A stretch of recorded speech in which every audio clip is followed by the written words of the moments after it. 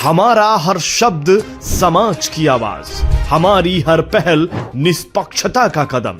आपकी हर समस्या में आपसे पहले दिखेंगे हम हैं न्यूज फर्स्ट। ईश्वर का सच, हमारा साहस और आपका विश्वास। सच, साहस और विश्वास।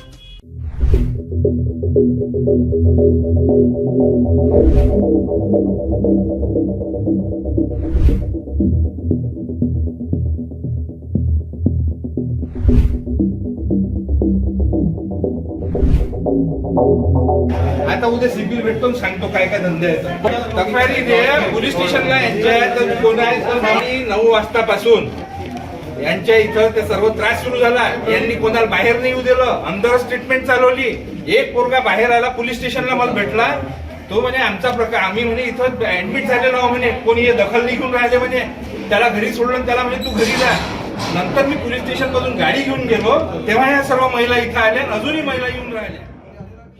नांदगांव पेठ एमआईडीसी स्थित गोल्डन फाइबर कंपनी में 12 जनवरी को मजदूरों के विषाक्तता का शिकार होने की घटना सामने आई है। इस घटना में 100 से अधिक महिलाएं प्रभावित हुई है, जिन्हें उल्टी, बेचैनी और पेट दर्द की शिकायत के बाद जिला सामान्य अस्पताल में भर्ती कराया गया है। प्रारंभिक जानकारी के अनुसार कंपनी में पीने के पानी से विषाक्तता होने की आशंका जताई जा रही है। स्वास्थ्य विभाग ने पानी के नमूने जाँच के लिए भेजे हैं। कंपनी में काम करने वाले महिला और पुरुष मजदूरों में से अधिकांश महिलाएं इस घटना से प्रभावित हुई है। सभी प्रभावित महिलाओं का जिला सामान्य अस्पताल में इलाज जारी है। महाराष्ट्र नवनिर्माण सेना यानी कि मनसे के जिला अध्यक्ष पप्पू पाटिल ने मामले में तुरंत हस्तक्षेप करते हुए कंपनी प्रबंधन पर गंभीर लापरवाही का आरोप लगाया है। उन्होंने मजदूरों के स्वास्थ्य के साथ खिलवाड़ को अस्वीकार्य बताते हुए कंपनी के खिलाफ कड़ी कार्रवाई की मांग की है। काय घटना घडलेली आहे? तुम्ही म्हणाले की पोलीस स्टेशनमध्ये अनेक गुन्हे देखील कंपनीवर काय ते कामगारांचं तिथं नेहमीच त्या कंपनीची वाद सुरू असतात. कंपनीने नेहमी कंपनी नेहमी कामगारांना दाबून ठेवते आणि म्हणून आज सकाळी मला फोन आला की कंपनीच्या काही लोकांना विषबाधा झाली आहे. महिला आणि पुरुष दोन्ही होते आणि मग त्याच्यातून कंपनीवाले कामगार प्रतिनिधींना कामगारांना भेटू देत नाही. तर मग मी त्यांच्याशी संपर्क साधला. जे तिथे HR होते त्यांनी सांगितलं की प्रकरण काही नाही, 2-3 जणांचं प्रकरण आहे, फक्त पाण्यातून त्यांना पाण्यामुळे विषबाधा झाली. मात्र नंतर मला जास्त फोन आल्यावर मग मी पोलीस स्टेशनला गेलो आणि पोलीस स्टेशनला काही कामगार हे तिथं आले होते, गळलेले होते. त्यांना मी हॉस्पिटलला पाठवलं आणि पोलीसवाल्यांना सांगितलं की तुम्ही त्या कंपनीत जायला पाहिजे. पोलीसवाल्यांना घेऊन मी कंपनीत जेव्हा गेलो तर जवळपास 80 महिला ह्या इथं आल्या. अजून काही महिला येऊन राहिल्या आणि काही महिला ह्या घरी आराम करण्यासाठी गेल्या. आणि सकाळपासून यांचा एकच प्रयत्न सुरू होता की हे प्रकरण अंदरच्या अंदर दबलं पाहिजे. तिथंच डॉक्टर बोलावले, तिथंच यांना गोळ्या दिल्या, ORS दिलं.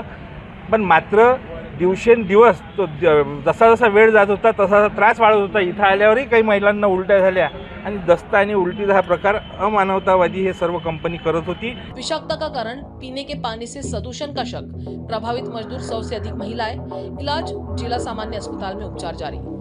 कंपनी पर सख्त कार्रवाई और मजदूरों की सुरक्षा सुनिश्चित हो। श्री ओलिवकर, अमरावती, रुक्मिणी नगर. सर आम्ही फक्त पाणीच पिलो, तिथं नाश्ता वगैरे केला नाही. तर उलट्या, संडास, डोकं बिकं सगळं दुखत आहे. हां, काही जण तर लस सिरियस आहे. तुम्ही किती वाजता प्रकार घडला? 9 वाजतापासूनच झाला, 8-9 वाजतापासून. मग तुम्ही आतापर्यंत हॉस्पिटलला का नाही आले? नाही, आम्ही तिथल्या गोळ्या घेतल्या ना. एक गोळी दिली, ORSचे पॉकेट दिले आम्हाला. ते थोडं आम्हाला बरं वाटायला लागलं. मग किती साधारणतः किती महिला आहेत तिथे तर खूप आहे सर. किती लोकांना झाला आतापर्यंत तुमचा अंदाज? अंदाज 100च्या जवळपास आहे. तरी कोणाला जास्त आहे, कोणाला कमी आहे. घटना ने मजदूरों में भय का माहौल पैदा कर दिया है। स्वास्थ्य विभाग ने जांच शुरू कर दी है। मजदूरों के स्वास्थ्य और सुरक्षा की जिम्मेदारी तय करने की मांग तेज हो रही है। प्रशासन ने इस गंभीर मुद्दे पर तत्काल कार्रवाई की अपेक्षा की जा रही है। न्यूज फर्स्ट के लिए अमरावती से वरिष्ठ संवाददाता दुर्वास रोकड़े की खास रिपोर्ट। अगर आप ये वीडियो YouTube पर देख रहे हैं तो हमारे चैनल को सब्सक्राइब कर बेल आइकन दबाएं।